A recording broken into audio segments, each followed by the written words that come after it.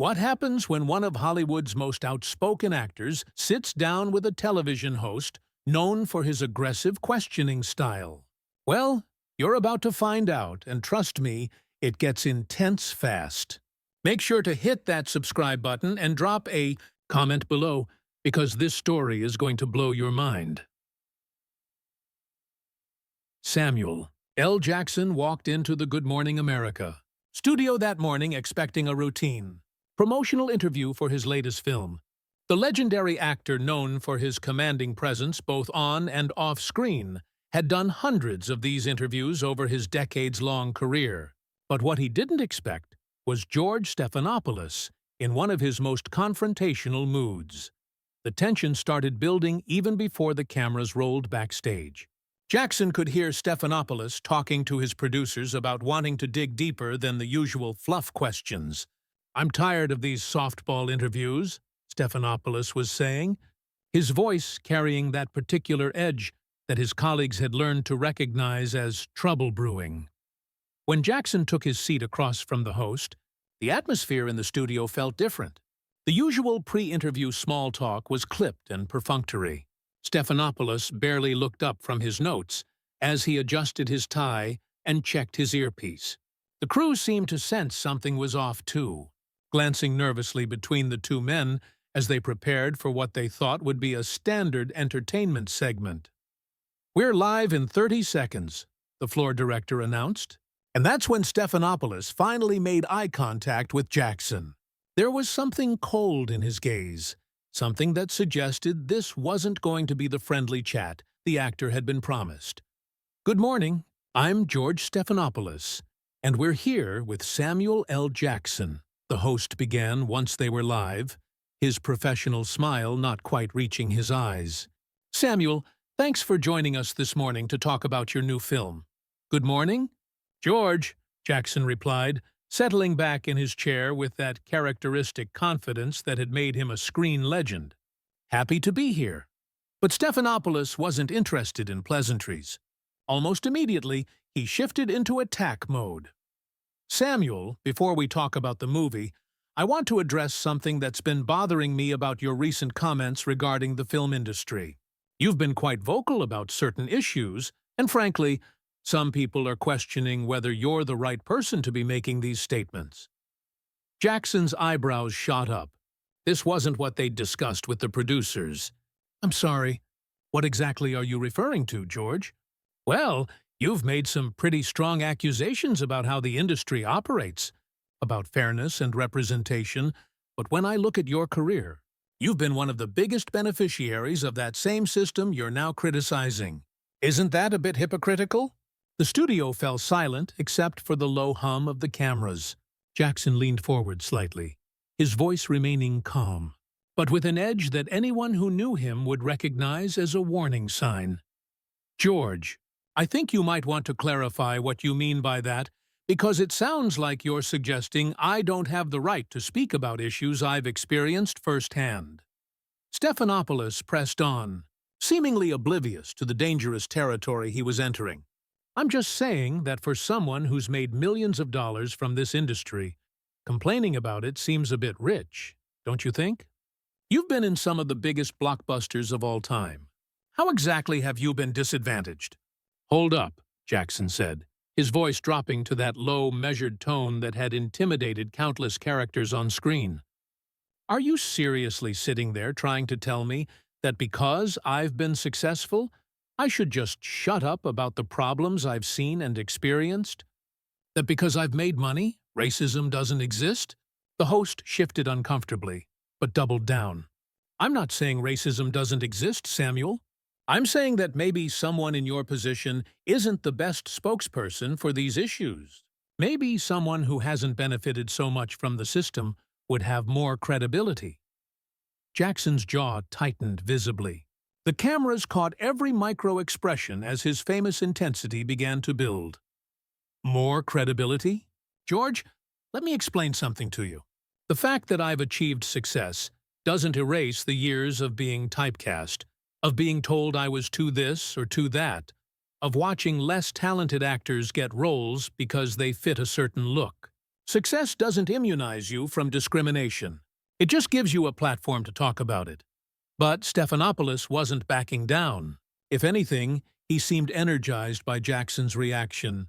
But don't you think that your success story actually contradicts your narrative? Here you are, one of the highest-grossing actors of all time, sitting in a television studio promoting another major film. Where exactly is the systematic oppression in that? The question hung in the air like a challenge.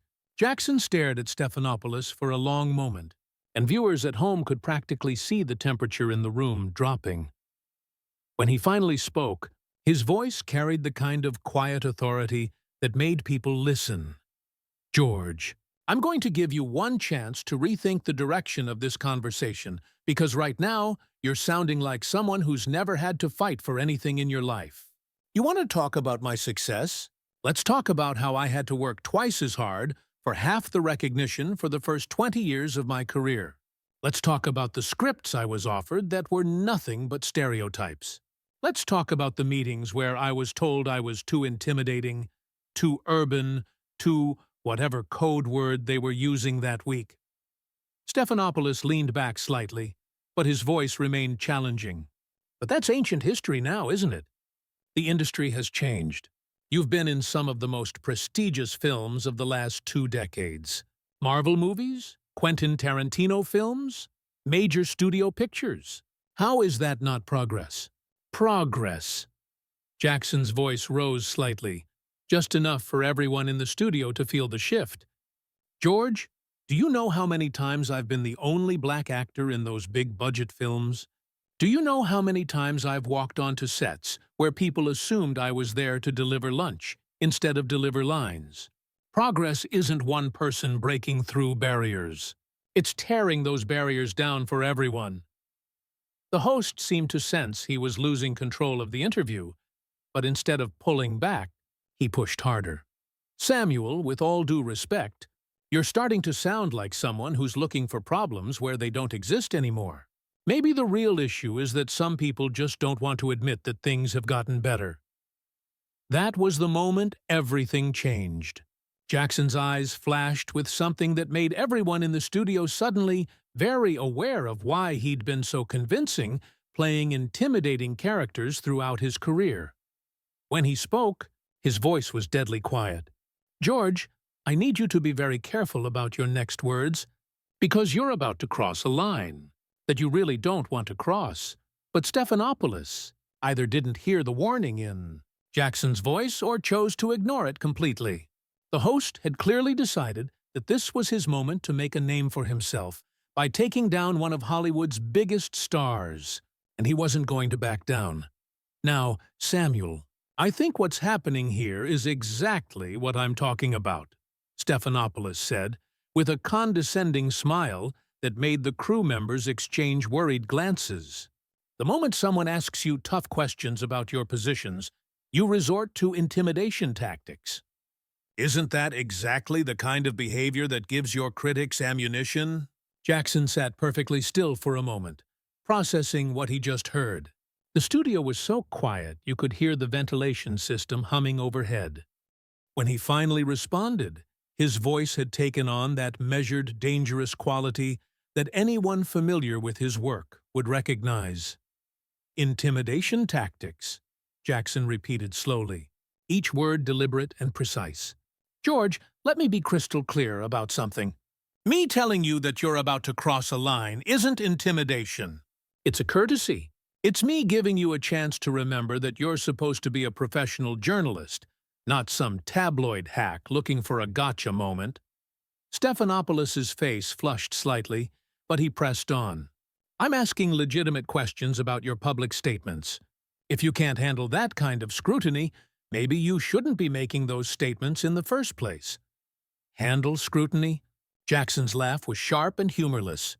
George, I've been handling scrutiny since before you knew what a teleprompter was.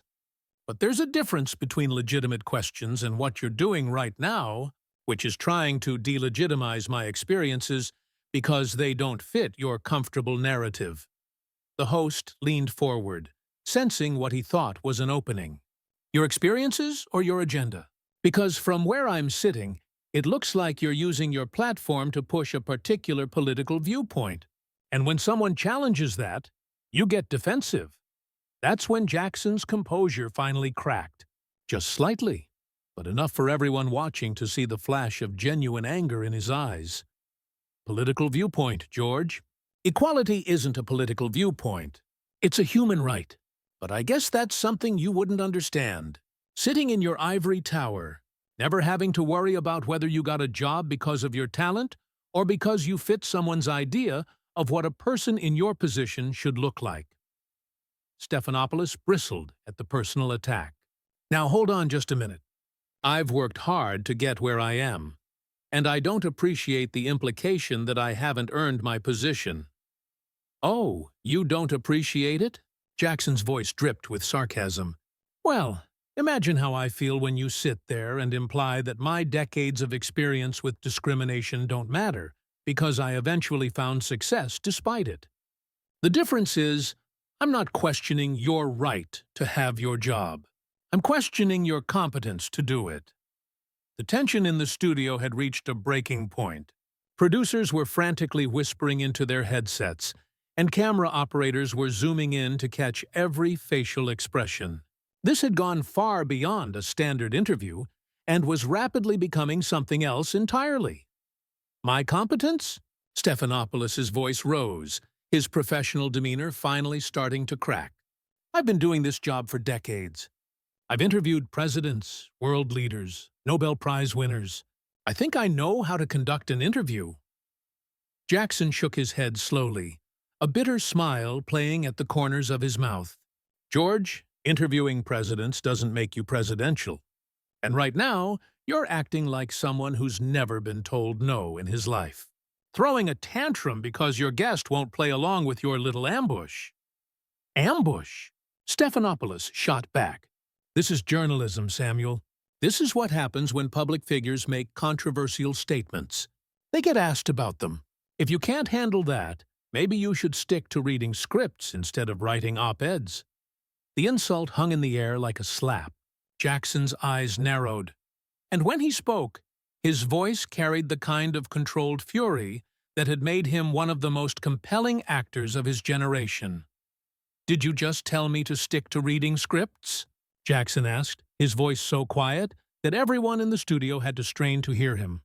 Did you really just try to put me in my place, like some kind of performing monkey who should be grateful for the scraps you throw him? Stephanopoulos realized he'd gone too far, but his pride wouldn't let him back down. That's not what I said, and you know it. I'm saying that maybe entertainment figures should focus on entertainment instead of trying to be political commentators. Entertainment figures. Jackson's voice was getting louder now, and there was no mistaking the anger building behind it. George, I'm not just an entertainment figure. I'm a citizen. I'm a taxpayer.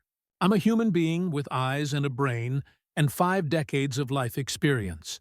But you want to reduce me to just an entertainer because it's easier for you to dismiss what I'm saying if you can convince people I don't have the right to say it.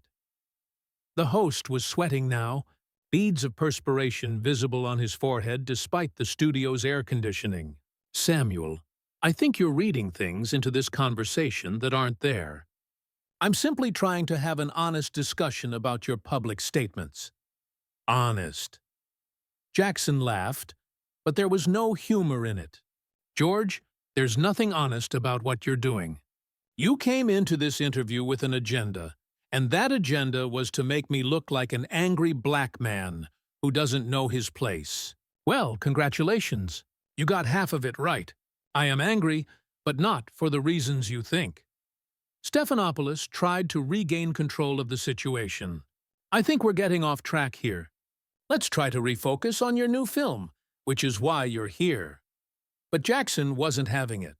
No, George, let's not change the subject now. You wanted to have this conversation, so let's have it. You want to know what makes me angry? It's sitting across from someone who has never had to fight for respect, never had to prove himself beyond the accident of his birth, trying to lecture me about how I should respond to discrimination. You want to know what privilege looks like? It's the confidence to tell someone else that their lived experiences don't matter. The studio fell silent again, but this time it was the silence of shock rather than anticipation. Stephanopoulos opened his mouth to respond, but Jackson held up a hand to stop him. "I'm not finished," Jackson said, his voice carrying the kind of authority that made people listen whether they wanted to or not. "You asked me if I thought I was the right person to speak about these issues. Well, let me ask you something, George. What makes you think you're the right person to tell me I'm not?" The question landed like a physical blow. Stephanopoulos sat back in his chair, finally seeming to realize that he was in over his head. But Jackson wasn't done with him yet.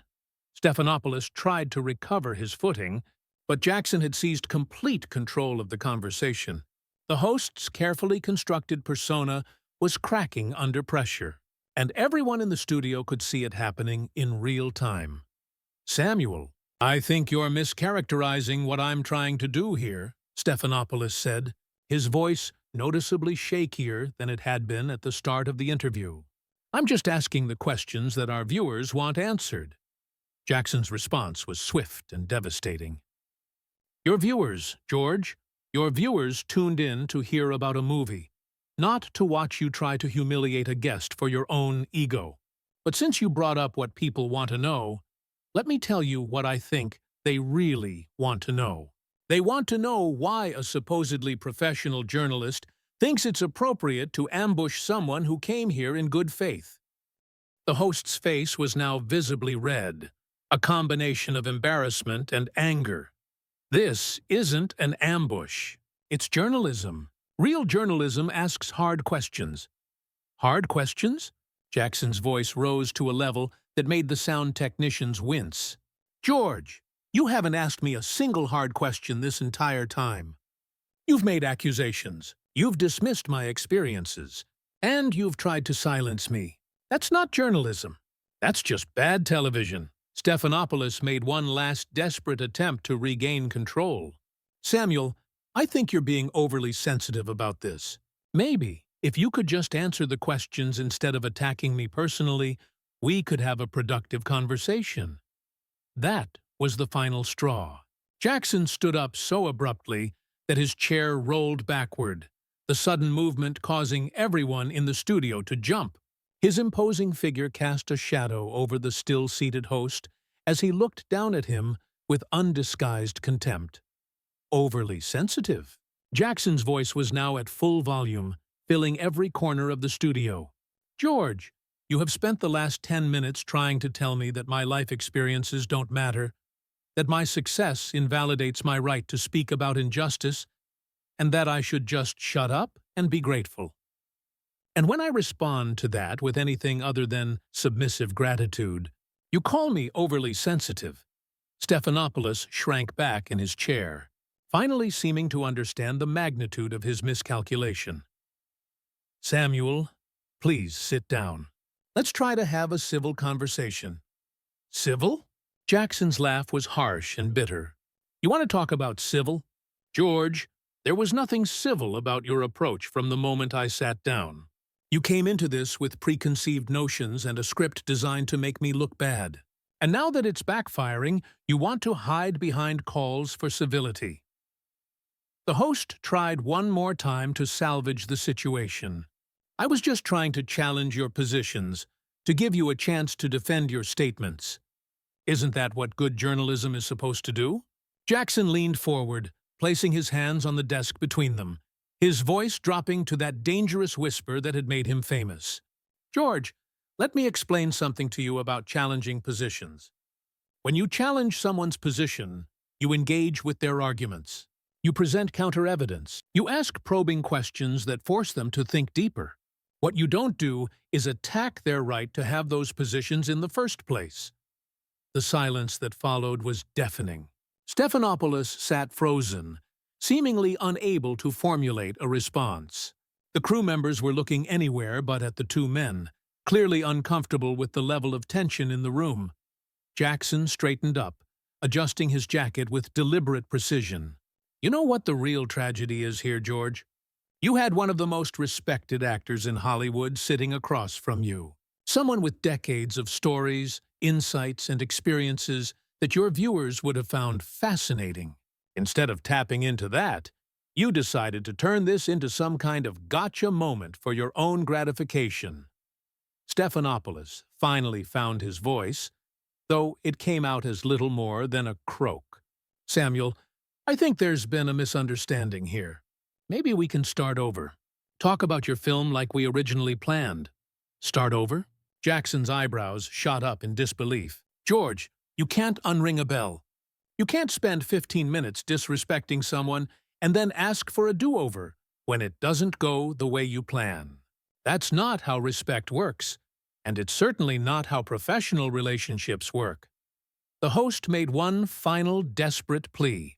Please, Samuel, let's just try to salvage this interview. I'm sure we can find some common ground. Jackson shook his head slowly, a look of profound disappointment crossing his features. Common ground, George.